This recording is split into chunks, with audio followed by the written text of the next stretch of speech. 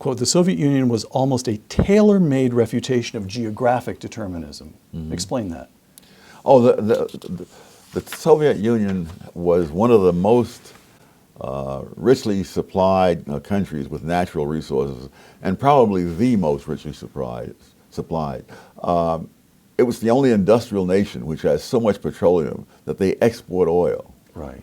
They have some, I don't remember the fraction, but they have a substantial part of the world's supply of natural gas, which they're now supplying all over Europe.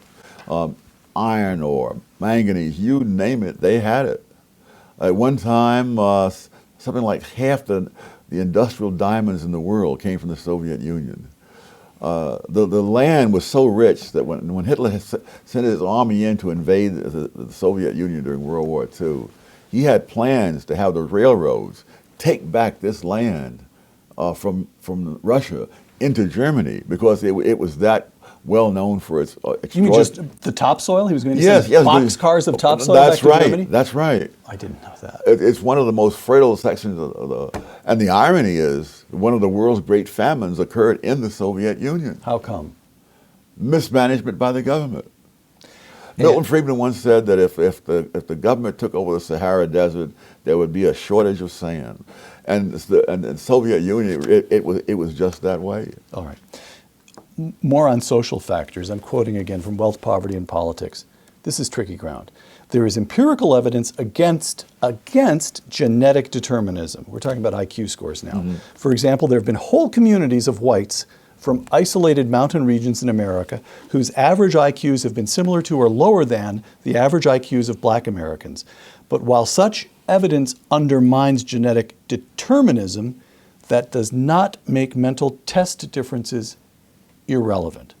So we're not genetically determined, but disparities among ethnic and racial groups are still worth noting, still consequential. How do we put this? No, you're seldom hiring a whole group or admitting a whole group to college. What you're doing is judging individuals. And the predictive validity is really a totally separate question from the question of genetics versus environment. See, in other words, if the IQ test does not have a single question about flying an airplane, and you give it to people who want to become pilots, the only real question is, do the scores on those tests correlate with the subsequent performance of people in the air? Right.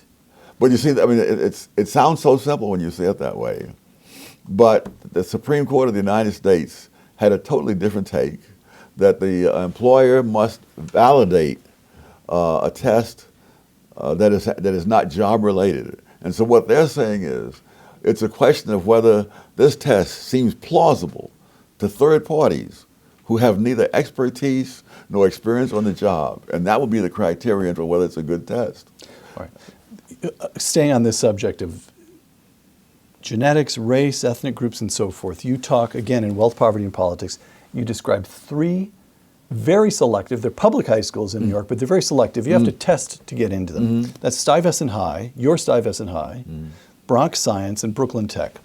Quote, the triumph of egalitarian principles and demographic diversity in the rest of New York's educational system has not resulted in an increase in the number or proportion of black or Hispanic students passing the admissions tests to get into Stuyvesant, Bronx Science, and Brooklyn Tech.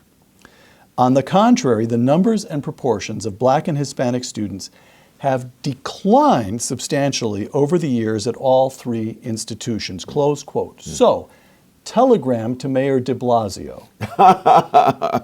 As diversity becomes championed in the city of New York over the last 40 years, 50 years, diversity actually diminishes at these very selective high schools. Why?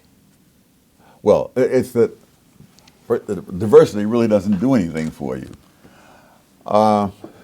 There are many cultural... Doesn't do anything for you as a society? Or I'm sorry. As a society or the people in whose interests you're promoting diversity. In other words, when black, Hispanic kids go to schools other than those three, they get a load of diversity.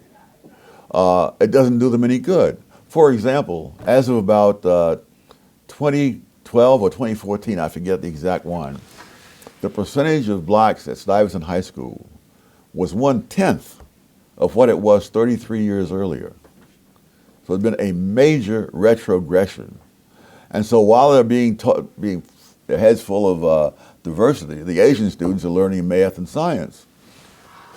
Plus, the schools are also, another point against diversity is that in years past, those schools were so heavily Jewish that Stuyvesant was referred to once as a free prep school for Jews. Well, they weren't diverse, but it was very successful. And now Asian Americans outnumber whites by more than 2 to 1 in all 3 of those schools. It's still not diverse, but they're turning out people who do marvelous things. And that's what they're there for, to benefit the society, not to present this tableau that will please a handful of people.